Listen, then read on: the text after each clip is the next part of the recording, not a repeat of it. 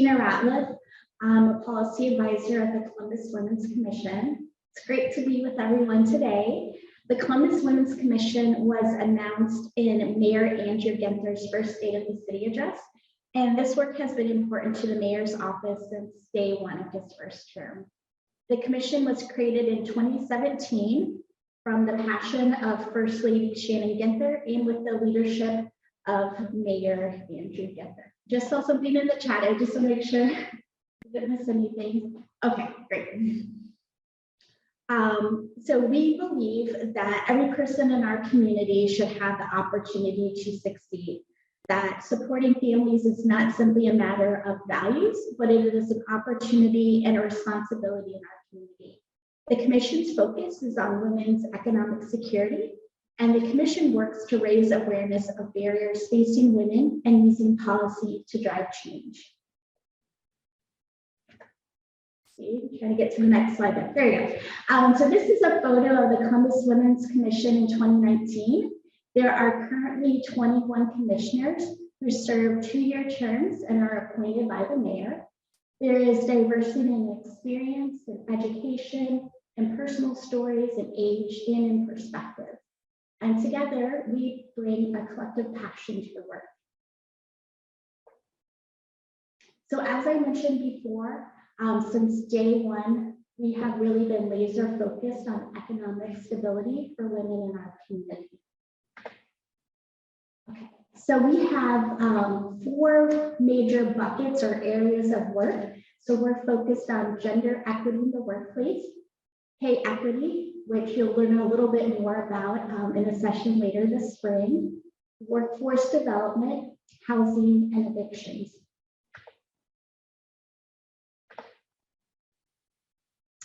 So sorry, I can't see too well on this slide here, but really wanted to emphasize pay equity. This has been something we've been focused on since day one. And actually, March 15th was Equal Pay Day, which is how far women have to work into 2022 to make what white men made in 2021. So for every $1 earned by a white man, women in the United States make 83 cents on the dollar. For white women, that is 79 cents. For African American women, it's 63 cents. And for Latina women, it's 58 cents.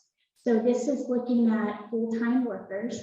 However, if you consider folks that are working part-time, women overall in the US are only making 77 cents on the dollar.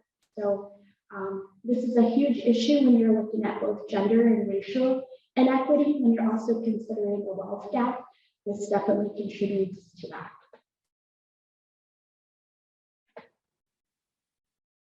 Okay, so now I want to tell you a little bit about the Columbus Women's Commitment. On Latina Equal Pay Day, which was November 2017, the Women's Commission launched the Columbus Commitment. And it's a voluntary employer-led pledge to address the gender and race-based wage gap. From a public policy perspective, we know that there isn't one policy that every employer could implement that would eliminate the wage gap.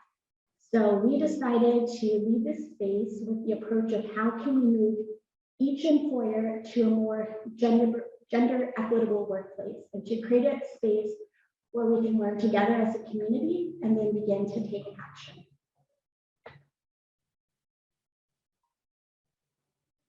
So the pledge has 4 main tenets, and the commitment asks employers to do 4 things. First, just to learn about the gender pay gap, understand how race and other factors create even larger disparities.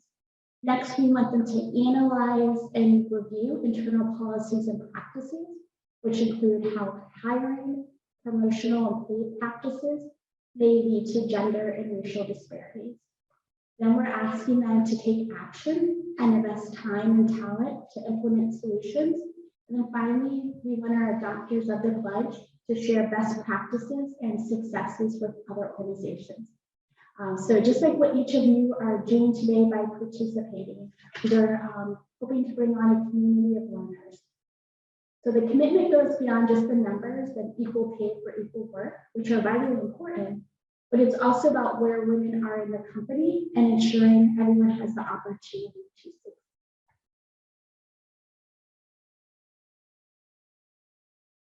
So as of today, we have 287 local employers who have signed their pledge. We'll put in the chat box and in the following materials that you'll receive information on our website where you can go to learn more about the Women's Commitment Adopters. This Friday, the Women's Commission will be launching a campaign, and our goal is to gain 100 new adopters in 100 days. So we would love to invite each of you to join the Columbus Commitment, and we will be sharing more about the pledge in the spring. So thank you. Thank you so much, Christina. And I will be sending this information out following the presentation as well. So if you have any questions, that contact information will be sent out. So now we're going to go ahead and turn it over to Jasmine and Nicole from ECDI and WBC for Kiva, as well as ECDI and WBC information. Hey, Corinne, I think we had a question. Someone raised their hand. Oh, yeah. I think LaBuena, go ahead. Feel free to unmute yourself. Yes, I do have a question. Is this only for Columbus? No, ma'am. No, ma'am. For Women's History Month, we were just doing a little bit of education. Okay. All right. Thank you. Absolutely. All right. Jasmine and Nicole, feel free to take it over.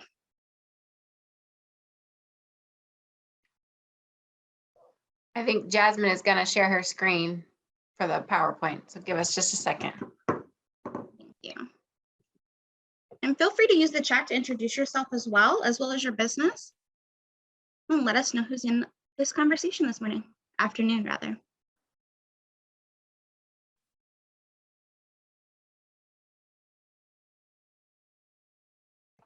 Sorry, I was talking. Hello, everyone.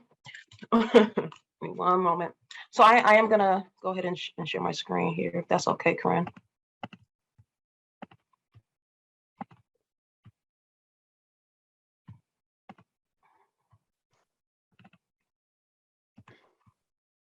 Okay. It's taking a moment to come up.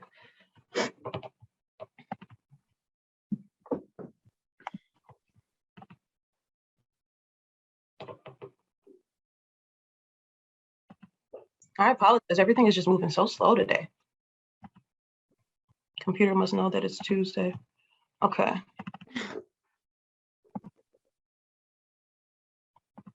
All righty. Can everyone see our screen? Yes. Yes. Perfect. Well, welcome, everyone. Welcome to our Tuesday tune-up. Very excited to be here. Nicole and I are going to tell you guys about ECDI and the Women's Business Center and how we collaborate together and some of the various programs that we offer. And obviously, you know, access to capital is the theme for today. So we're going to dive into some of the ways that you can get access to funding for your business.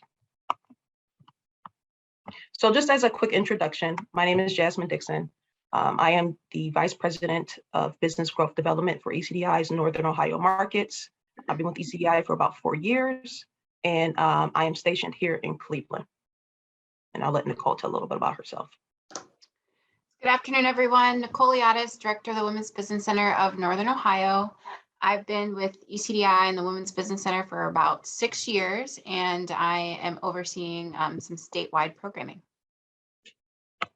Thank you, ma'am.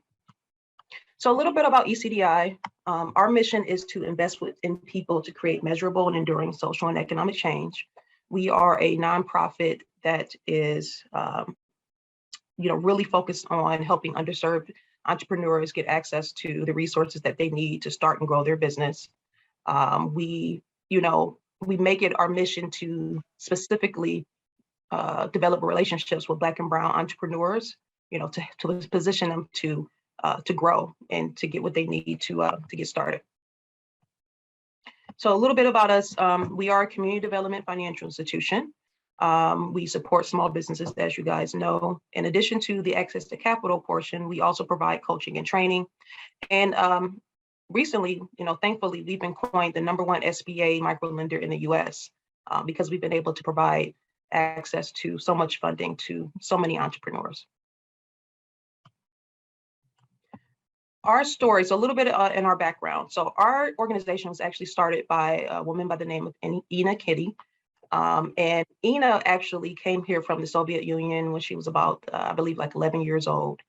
And she witnessed her father as an entrepreneur struggle and some of the other, immigrants, where she was. And she thought that, there was a need. And so she decided to start until 2004, she decided to start ECDI. And what's interesting is she actually started it in the basement of the church.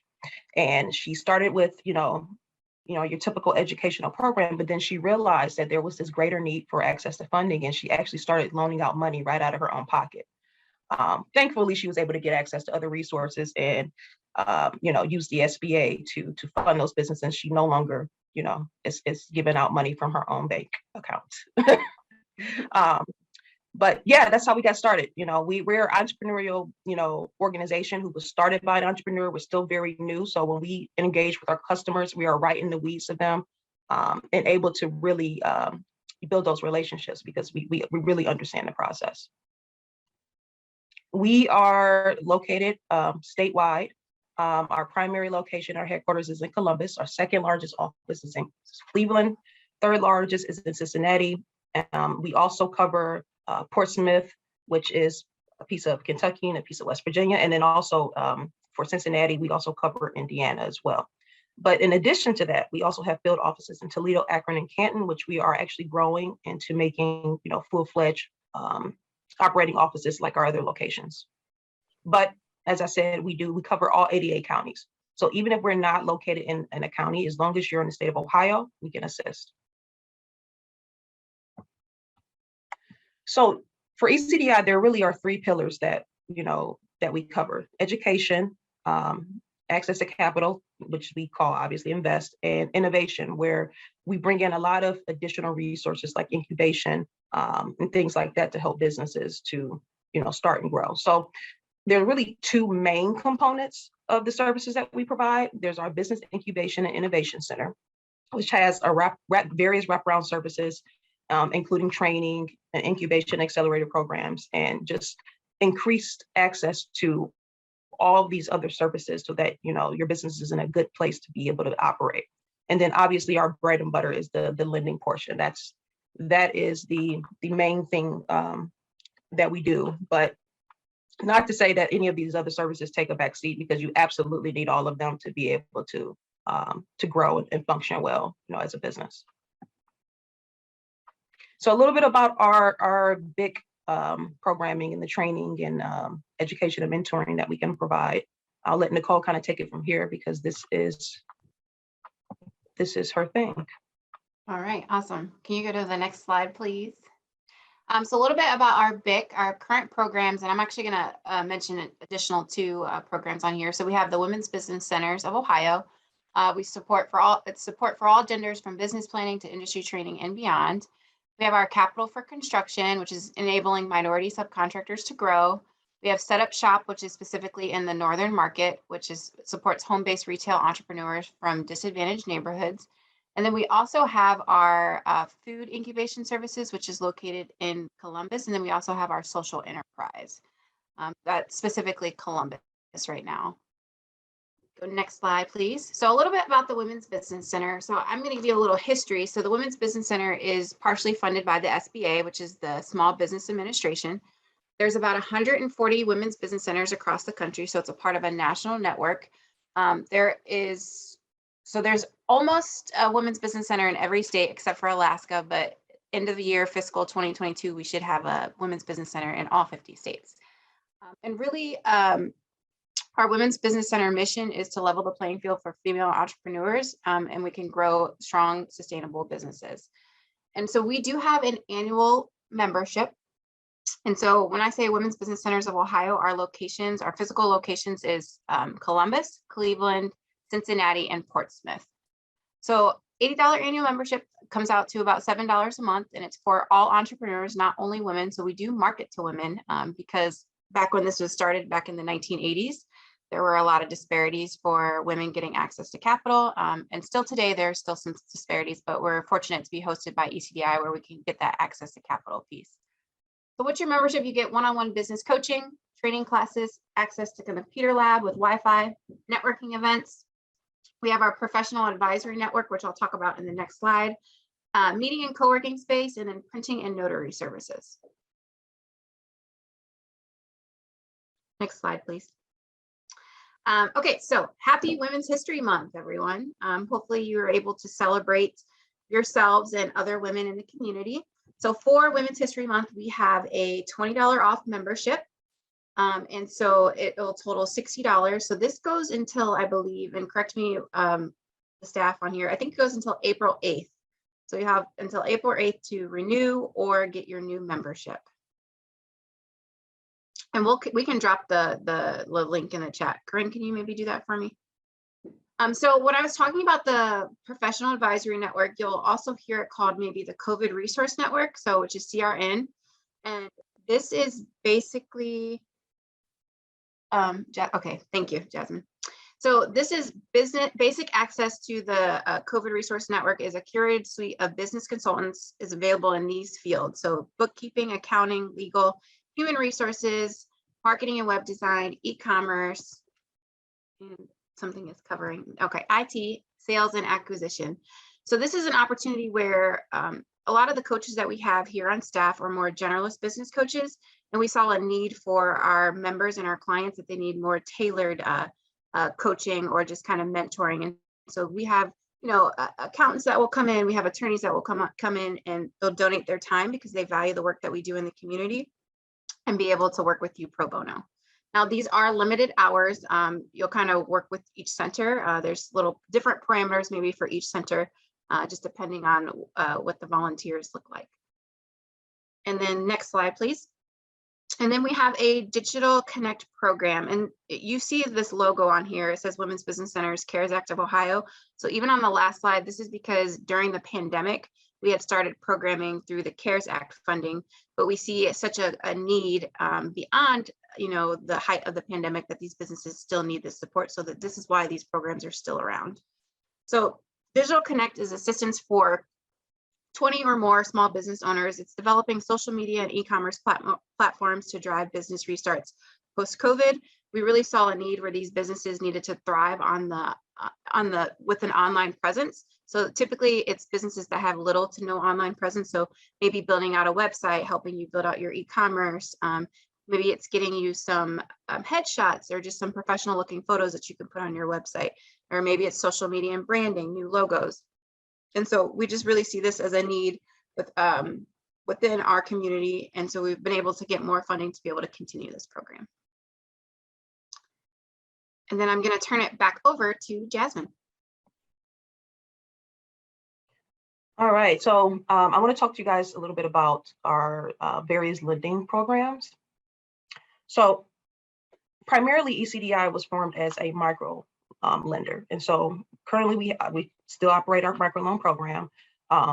Small businesses are able to get access to inventory, equipment, and working capital. This loan is available for both startup and existing businesses. Our loans go up to $500,000.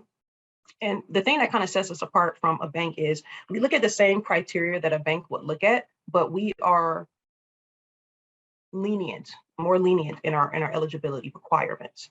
So the credit score requirements for us is we expect you to have at least a 590 credit score. Our loan terms are anywhere from 6 months to 84 months. There's no early repayment penalty, which is great. Our rates they can vary. They're anywhere from 6 to 12%.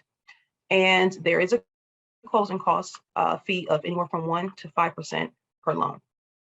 Now, in addition to our microloan program, we also are able to provide something called the Community Advantage Program, which is another program that we're able to utilize that initiated with the SBA.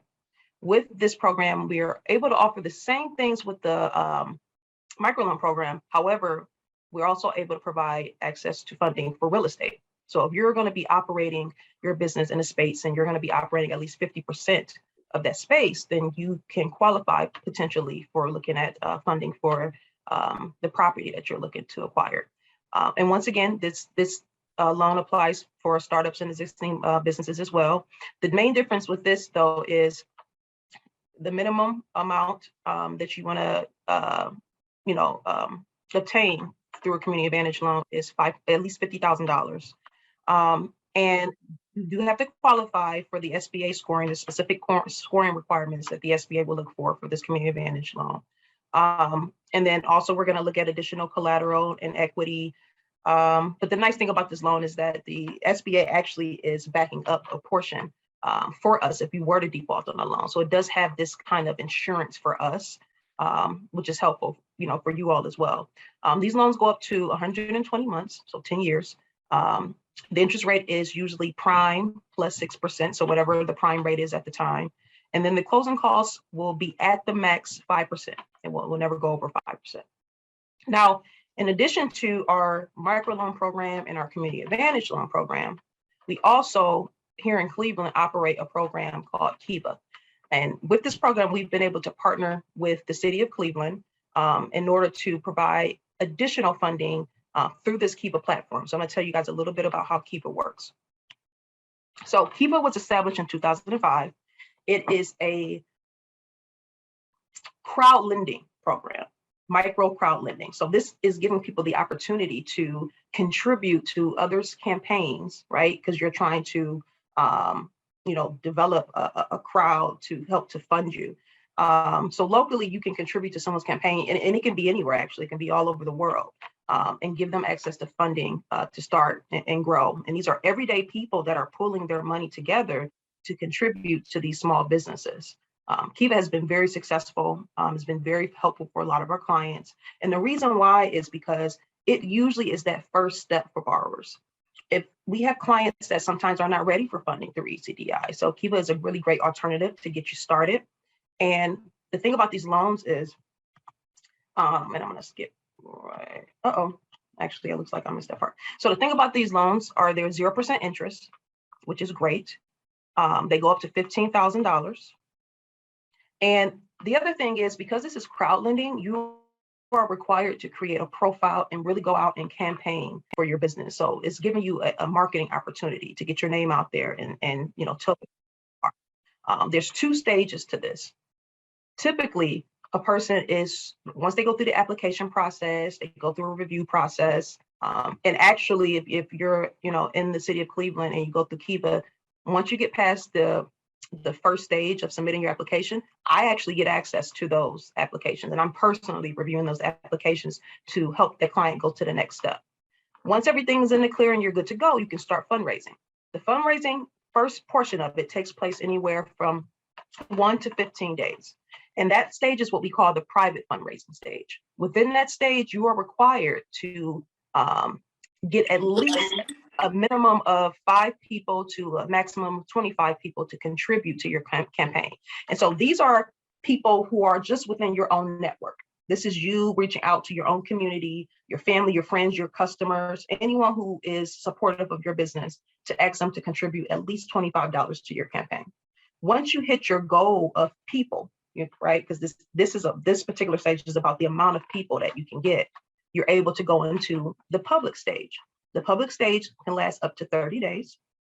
And with this, you are able to get access to, lenders all around the world. And there are people and groups of people who will specifically go to Kiva to look for businesses to contribute funds to. So it's a really, really awesome program for us to have access to and assist our clients when we're not necessarily in a position to help them yet, because they still have some things to prepare for. And I'm proud to say that we have it, because it really is a phenomenal program. Once you go through the campaigning process and you get all your money, now the other thing too is, once you're in public stage, you have to get 100% of the money that you're looking to obtain. If you don't get 100% of the money, then you end up not getting anything. So it is really important for you to continue still, even though you're opened up now to, these contributors all around the world. It's important for you to still continue to go out and tell people about what you're doing, because that extra $25 could really help get you closer. Once you hopefully, get fully funded, then Kiva actually has partnered up with PayPal to disperse those funds to you. And then you would set up an automatic account for Kiva to remove the funds every single month as that's your actual repayment of the loan. So that's the typical Kiva process. Now, the other thing I want to talk to you guys about is some of the eligibility. So you must be over 18 years old. You must be using the loan for business purposes. For this particular platform, you have to be in the United States because this is the Cleveland US platform. Your business has to be engaged in certain activities. There are obviously certain industries that Kiva will not allow for people to campaign for. You also cannot currently be in foreclosure, bankruptcy, or have any liens.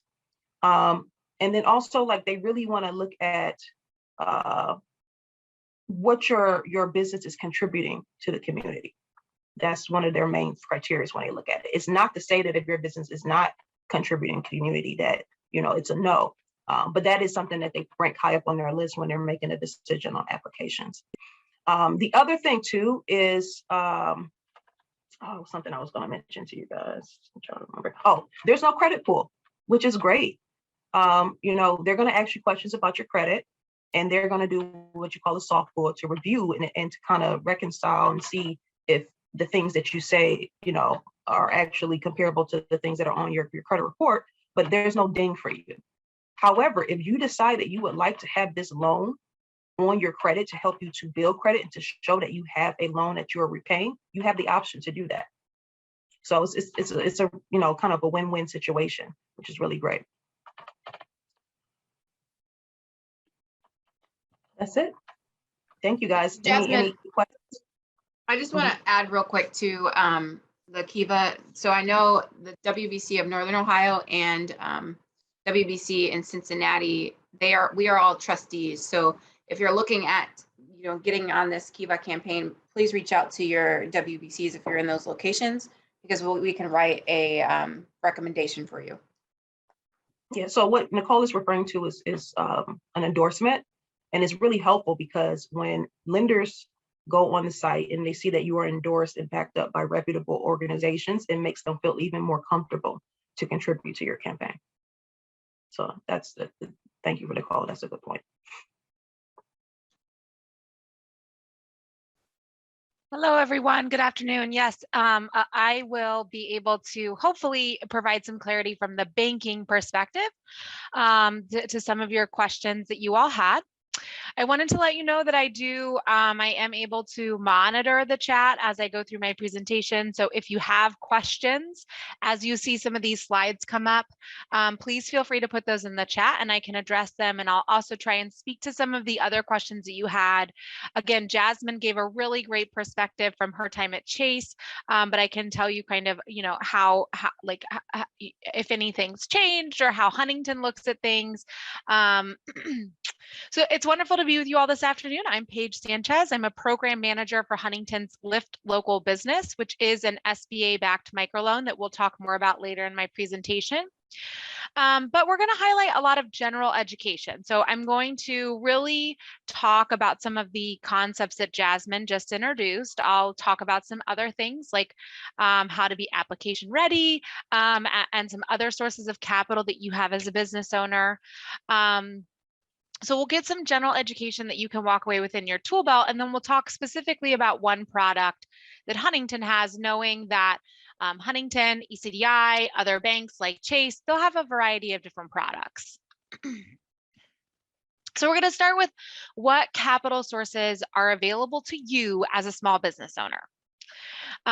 When you think capital, probably maybe the first thing that comes to mind is, okay, I have to go to a bank, right? I need a loan, so I'm going to go to a bank.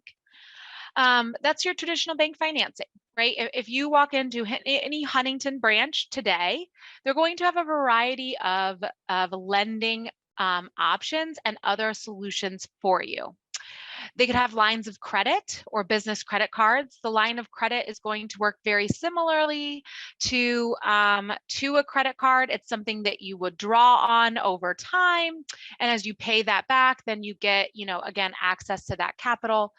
They have short and long-term loans, term and real estate loans, leasing options, and there's just going to be a lot of different lending products. And And the bank that you walk into, the financial institution that you walk in will have a variety of products. And then if you go to a different bank, they will have another variety of products. So it's important as you explore your options to really shop around for those different institutions, those different banks, right? They're going to have different collateral positions. They may have different equity requirements, and we'll talk about all that a little bit later. So the more that you can collect, the more information you can collect about the product, the better that you are going to be able to compare product to product at a single bank or products against other comparative financial institutions. The next one is SBA financing, and Jasmine covered this just a little bit. SBA financing is also happening through a bank or another SBA authorized lender, so like ECDI. So you wouldn't go directly to the SBA, which is the Small Business Association, for a loan. You would go to ECDI or you would go to Huntington and you would apply for an SBA backed loan.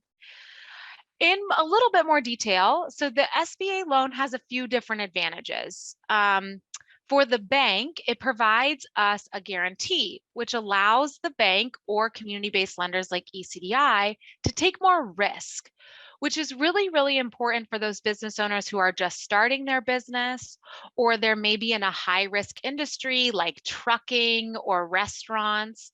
So it allows the bank to bring some of those high-risk or brand new businesses into the traditional bank financing a little bit sooner, or could allow you access to a community-based loan a little bit sooner, because the SBA says, yes, take this risk and we're going to provide you a guarantee. So if the loan would default, you wouldn't lose that total value of the loan. The SBA backs it. It's what it's called.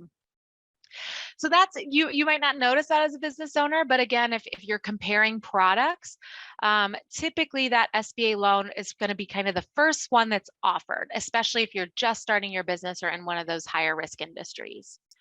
Where you might directly notice it as a consumer or as a customer is the SBA financing allows for debt financing. So you can refinance debt as long as it's not SBA debt or other government debt, right? We wouldn't be able to repay taxes because it is a government-backed loan.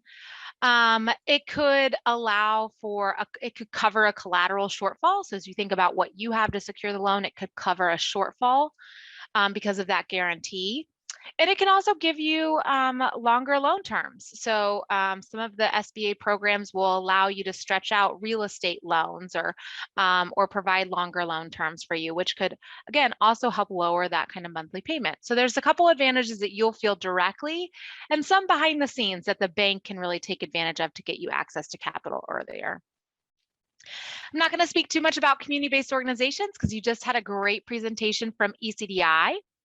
And as she mentioned, their ability as a community organization is they can leverage some things outside of what the bank has. So any bank loan that you apply for, the bank is going to have their own credit guidelines and policies that they'll have to live within. And so community-based organizations may have some more flexibility. And Jasmine did a really great job of highlighting how community-based organizations can provide you capital.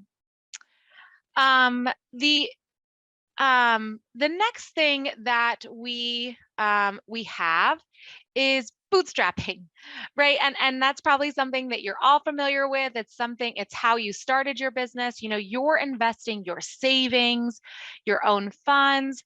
Maybe you're reinvesting the revenue that you're generating. So you're reinvesting, you're not taking a salary and you're just reinvesting that into your business. So this is not really debt borrowed, right? You have someone that you have a family or a friend, or you're just reinvesting.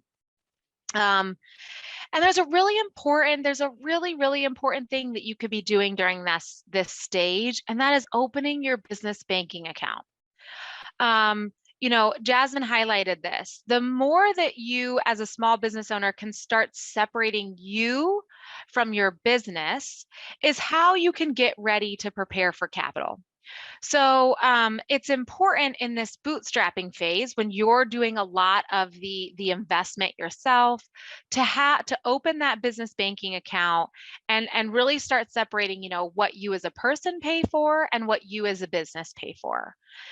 It's also going to be a great way for you to show equity. So we'll talk about this a little bit later as well. But equity is going to, you're going to want to tell the bank, or you're going to want to tell ECDI about what you've been investing. And one of the ways to do that is by showing your business account statement with some receipts, invoices, other balance or other canceled checks.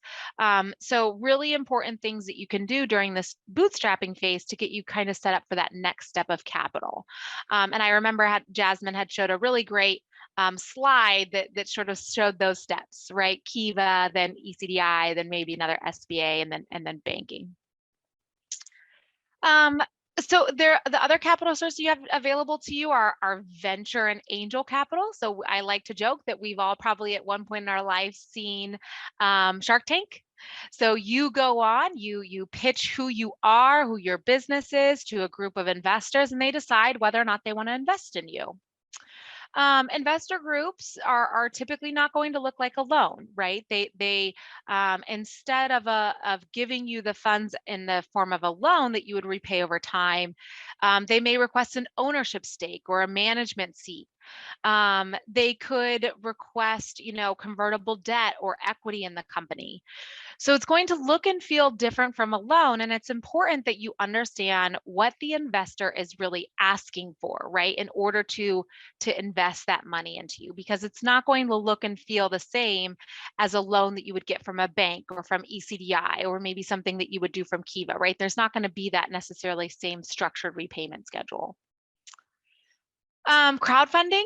So crowdfunding is something that we saw, and Jasmine spoke a little bit to this. Crowdfunding through GoFundMe pages, other Kickstarter websites. It typically happens to trying to raise, some amount of money from the community, from people. You put you and your story up on your crowdfunding page, and then people can contribute. It's not a loan, so it doesn't work like Kiva in that you would repay these people. It is them contributing to your business. Some things to caution about crowdfunding, again, as we think about capital as a journey.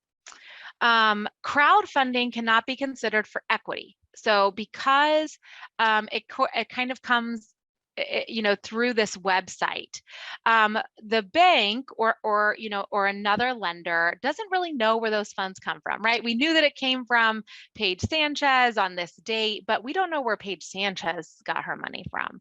So crowdfunding is not really going to be the solution for you to show, if you were crowdfunding and the next thing you wanted to do was get a loan, again, the loan may require equity. So just keep that in mind when you think of crowdfunding. But it is something that we saw a lot during the pandemic. It's a great way to have the community invest in your business to get you that, a piece of equipment that broke unexpectedly, or something like that to really help you get over maybe a challenging time. And crowdfunding is certainly an option. Again, I'm not going to speak too much to Kiva because you had a lot of great questions about it, and Jasmine did a great overview of what Kiva is and how it's a little bit different. Again, a little different because it's a loan, so you are raising capital for the loan. And so it's something that is a little bit better structured. Again, that loan repayment is what we would recommend, sort of, if you're going to crowdfund or crowdsource, we would recommend that you use a program like Kiva because it has a little bit more structure around it. Again, you're working through a community-based organization, so you're also going to get all those really great resources that come with that, right? With that relationship with ECDI, and they're going to help you kind of, again, Kiva is a program that's going to help you sort of better prepare for what the capital journey looks like. And then lastly is fintech financing. So again, something that we're seeing a lot. These are your non-traditional software tech-based companies that provide financial services. One thing that I like to always call out with fintech financing is relationships are really, really important. So as you're starting your business, even on the personal side, The relationship that you have with a community-based organization or with a bank lender, or even with your investor group, those are really, really important things to have, because relationships are going to help you, maybe overcome a challenge or help you grow. They're going to help be there for your goals, and fintech financing might not have that relationship associated with it, right? Again, it's software tech-based company, so it's not necessarily going to give you that relationship advantage. All right, so which one's right for you? Well, it's up to you to sit down and really do your due diligence around what these capital sources are, where you're at in your journey, and which one is right for you. Again, relationships are so important as you're setting up your capital journey. So find someone that you like and that you trust, someone that gives you timely and honest and really understandable answers. I like to call this out as well. Find someone that's going to give you feedback and options.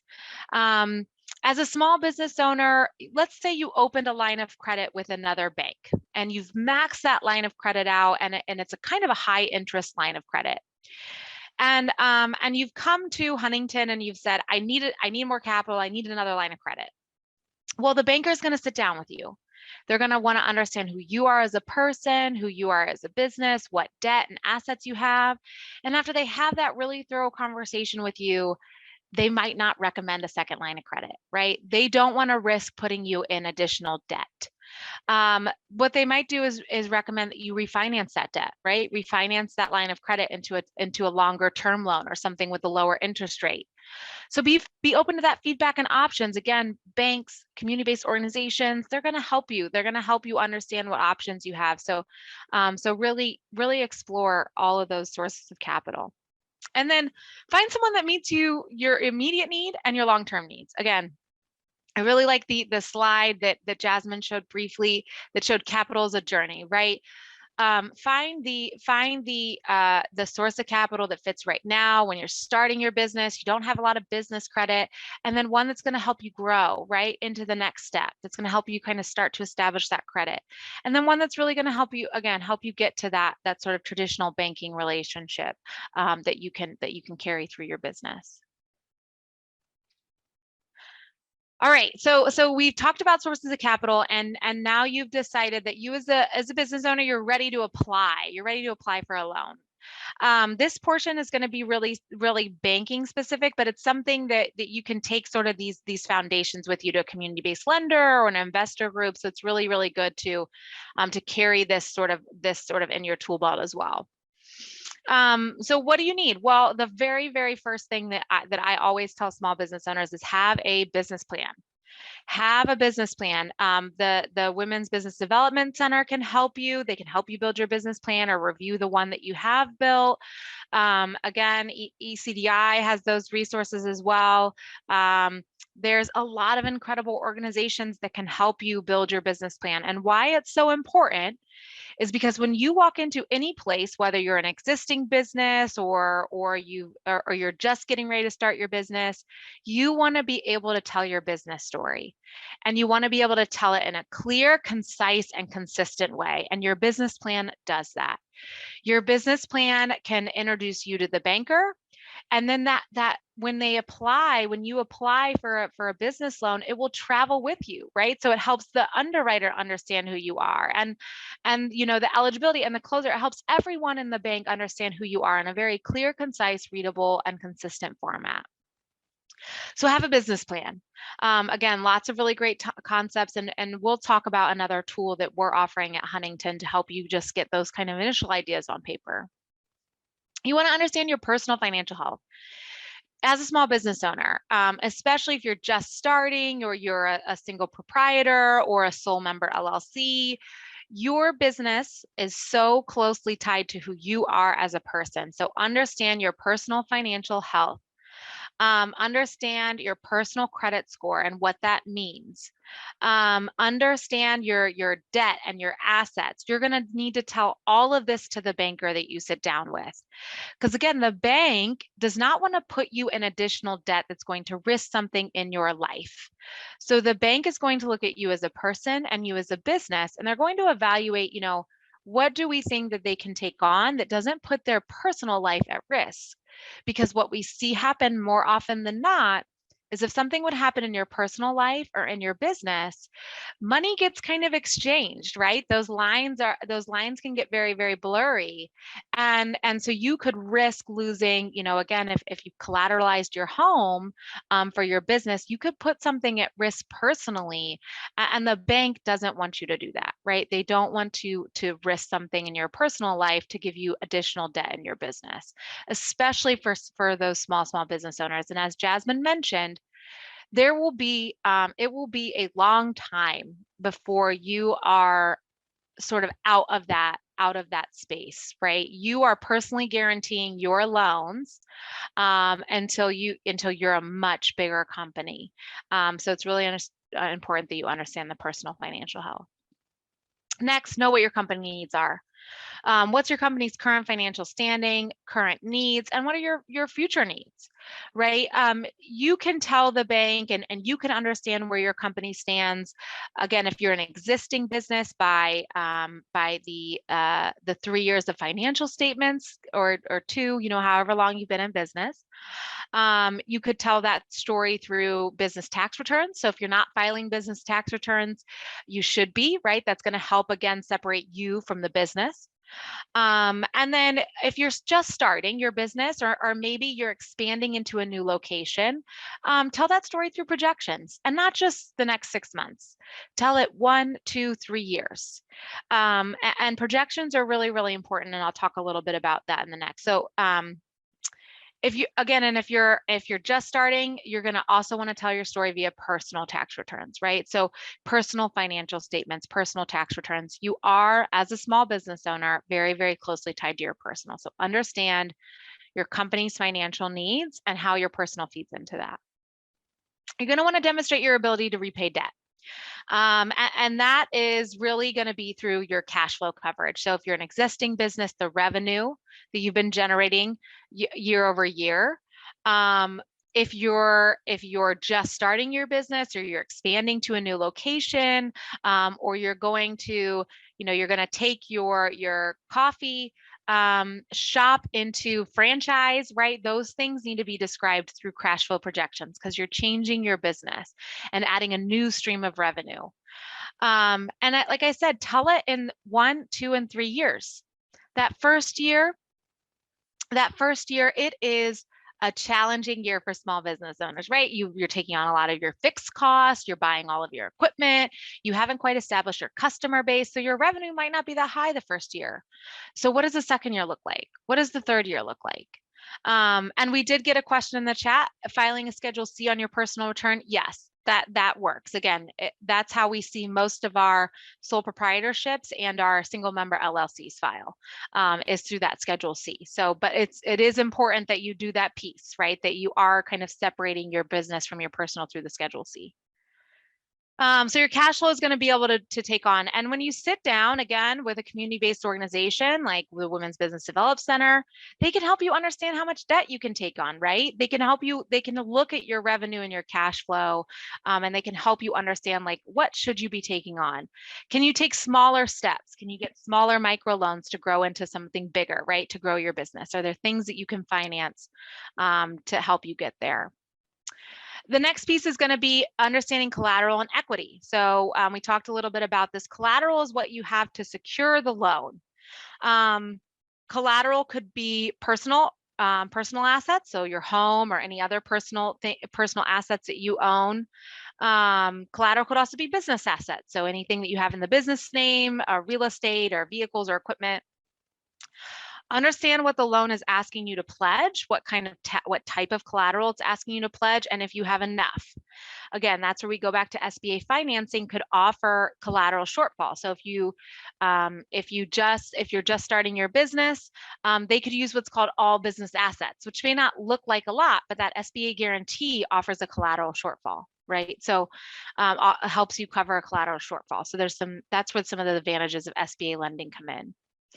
And then equity is going to be required, again, depending on the type of loan, depending on where you're at.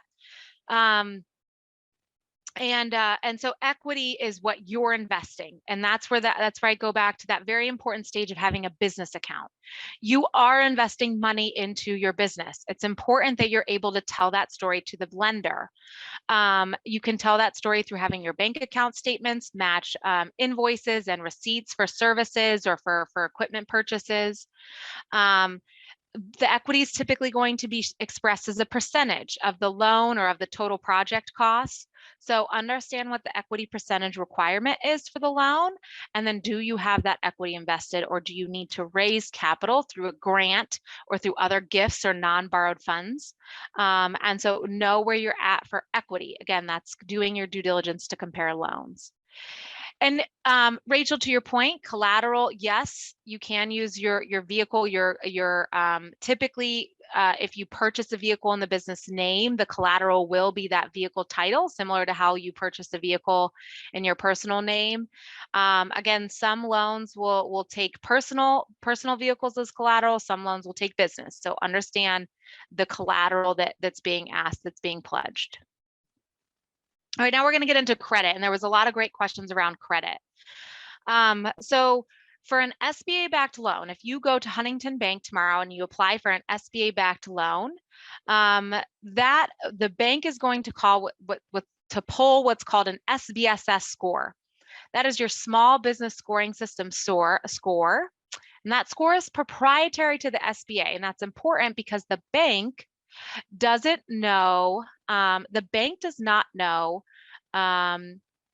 what that score makes up exactly. But here's what we do know. We do know that the SBA score is part of your personal score. So your personal score does go into it. We also know that other factors could include the business industry or the length and time in business. It could be any credit that's established in a business name. And Jasmine had sort of briefly mentioned those vendor relationships. Some vendor relationships will report the relationship to the Business Credit Bureau, which will help build business credit. What I like to train on is understand your personal credit. Again, as Jasmine mentioned, you have to personally guarantee the loan. So understanding your personal credit is important. Personal credit is a factor if you're just starting your business or you don't have a lot of business credit established in the business name. That personal score may weigh more heavily, right, into the score. We don't know for sure, but we want to counsel kind of on knowing your personal credit. The other thing, that's really important is when you are thinking of your personal credit and your business credit, right? So if you apply for an SBA-backed loan at Huntington, we're using your business score. We're using your actual business score, and everyone has a business score, again, because it's a mixture of those factors. And when the loan, if something would happen with the loan, or if you repay the loan, it is going to go towards your business, right? The top score is your business score. So you will be building business credit with an SBA-backed loan through a lender. Again, and that could also impact your personal credit because you've signed as a guarantor. If something goes wrong, the first score that's going to be affected is your business score. Your personal score will also be affected because you've guarantored. So they're, especially as a small business owner, especially just starting, especially with an SBA-backed loan, those things are very tightly together. So understand your personal credit score. You can get your personal credit score for free annually through annualcreditreport.com. You would need to pay for a service like Duns & Bradstreet. So that's another reason why, I encourage people to know their personal score, because it's something you can access for free. All right, then you're going to put all that together, right? Community-based organizations like the Women's Business Development Center, ECDI, they can help you put all that together. And we at the bank, our bankers, any Huntington banker can help you put together your packet, and you're going to submit all that into the bank for review. And then very lastly, get ready for that interview with the banker, right? Get ready to sit down and talk to someone, especially if it's your first time. I saw a question in the chat. How do you put a vehicle in your business name? Well, there's a couple different ways. You could refinance that vehicle in your business name. It's going to be very important that you're able to show that it's being used for business reasons. That it was used for a business purchase, and there's a couple ways that the bankers can help you. The bankers will be the best resource for you to understand what your limitations are. And again, all that's going to kind of depend. That's why I always encourage business owners, start your banking relationship, start it today. And don't just go in to open an account, right? Start a relationship, know your banker, know your branch manager. Make sure that they know you, they know your goals, they know what you want to do, like put a vehicle in your business name, right? Make sure that they know what you're trying to do. Don't just go in and open an account today. Really sit down and start the relationship today.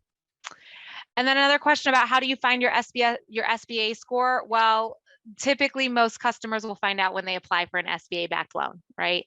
You cannot request it from the SBA. You do have regional SBA district offices who may be able to help explain the scoring system a little bit better than I can, because again, they are a direct line to the SBA, whereas Huntington is just an authorized lender. Duns and Bradstreet is not quite the same as the SBSS score, but it still is a business score. So, but you could also get your Duns and Bradstreet. All right, so the next thing is kind of getting ready for that interview with the banker. And I really like to highlight our Huntington bankers at this time, because they're going to be your next best step. You wouldn't call me if you were ready for lending tomorrow, right? You would go into a Huntington banker, and they're going to ask you all sorts of things. They have a 3-step process to understand you, to understand your business, to understand your goals. The more that the banker knows about you, the better they can help you, right? If they know, specifics about how you'll repay your loan, or what your succession plans are, they can help find the right product for you, the right solution for you. If they know how you take in your revenue from customers, they can recommend pay systems and different solutions for that. If you have employees, Huntington has solutions to help you with payroll. Right? So they're going to want to know all about you and all about your business, because they're going to have different products and services, not always just loans, that can help make your life as a business owner easier. And again, the more that they know you, the better that they can communicate your story to other internal partners at Huntington who are going to receive your loan, or who are going to talk to you. Maybe they'll talk to you about insurance, or they'll talk to you about those treasury management services. And so give yourself some time, right? Give yourself some time to sit down with the banker, especially if it's your first time, and be ready to tell your story. And again, having that business plan will help make that process a little bit smoother, right? Because even you'll have that in your kind of back pocket to help you tell your story. And then you're going to want to be ready to ask questions, right? So I hope the goal of this sort of more general education is to help you feel educated about what's out there for you and how to prepare for it, and empowered to create a banking relationship that supports you. You can ask about, lending decisions and how long the loan will take and what factors go into being approved. You can ask about, what's after the loan, right? The bank just shouldn't be there to sell you a loan. How are they going to support you after the loan? How are they going to support you if you would need support during the loan, right? During that repayment period, if you run into challenges. Other things, do they have solutions to manage their cash flow? I like to say this. If sitting down once a month with the banker will help you understand your account statement and your cash flow, then ask that of them, right? They are there to support you as a small business owner. So make sure that you really feel empowered to have the banking relationship that you feel supports you as a business owner and as the person, right? Who knows you from your sole prop, who knows you from your single member LLC. And then make sure, again, we go back to kind of reviewing those capital sources. Make sure that you are asking questions specific to the loan. Any additional payments associated with the loan, the cost of closing, financial covenants that are associated with. You won't see this a lot with SBA-backed lending, but a financial covenant is something that requires you as the business owner to meet certain financial requirements. And by meeting if you don't meet those, you put your loan at risk. So understand those. Again, you won't see that a lot with SBA-backed lending, but it could be at another bank that they have those financial covenants. And any insurance requirements. So we just went over some very local information, and I know I want to save us some time at the end of the call. I'm going to talk about something that's specific to Huntington right now, similar to what ECDI did. We have a loan called Huntington's Lift Local Business Program. It's specifically for business owners who identify as minority women or veteran business owners, or business owners who own and operate their business in a low to moderate or majority minority census tract. Again, it is available for startup businesses. The loan amount is $1,000 to $150,000. It was designed to be low cost, long-term capital. So that, what does that mean? No Huntington fees associated with the loan, no SBA fees associated with the loan. And we can do 5, 7, or 10-year loan terms depending on the loan amount.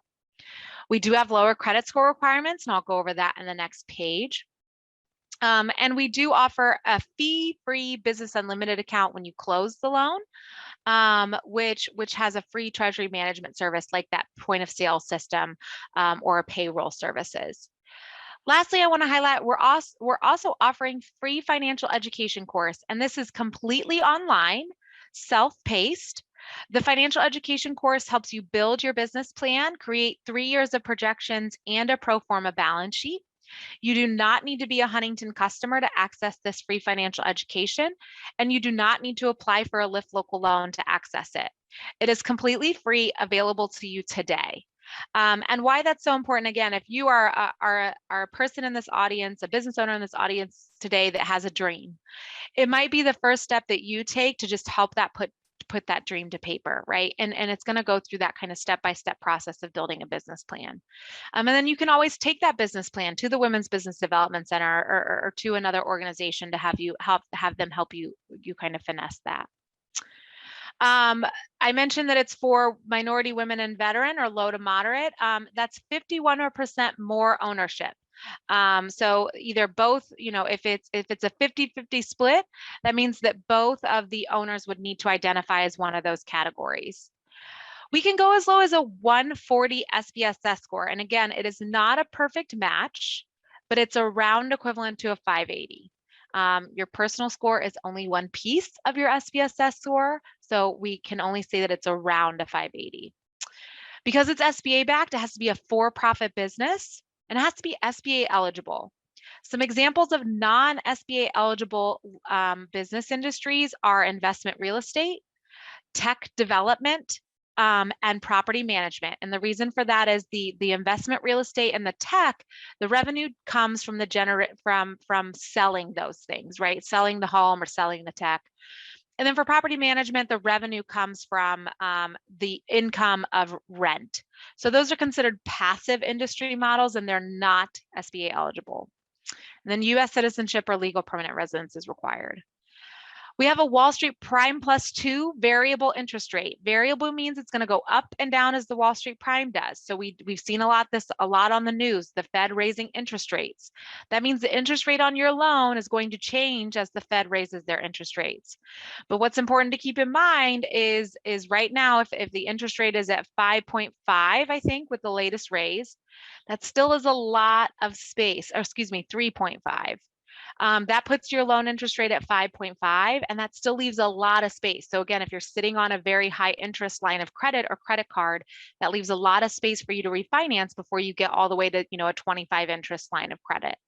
And we have that guarantee, which allows us to take more risk in high risk industries or for startup businesses. So that kind of concludes my portion. I hope I'm on time. I think I might be just on time. And I know that we'll have some time for questions.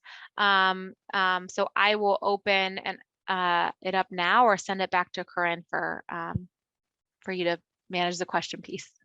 I do have a question that came to me. I received a PPP loan through ECDI that was forgiven. With this kind of loan, does the SBA score that kind of loan? So the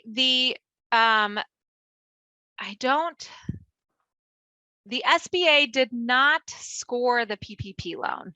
Because it was a very unique COVID related relief, they did not score.